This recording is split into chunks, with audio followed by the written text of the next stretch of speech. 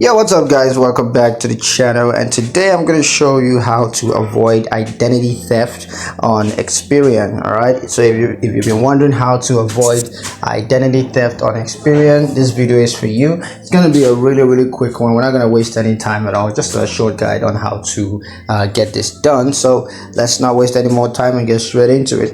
Now, the first thing you want to do is to monitor your credit report. You want to make sure that you regularly review your credit report to ensure that it's accurate and up to date.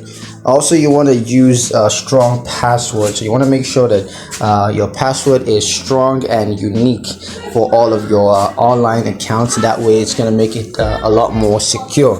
You also want to avoid phishing scams by not clicking on suspicious links or providing personal information out to people who claim to be from Experian. So you want to make sure you need to know that Experian is never going to call you to ask you for this personal information, because these are yours and yours alone. So yeah, that's pretty much it on how to avoid identity theft on Experian.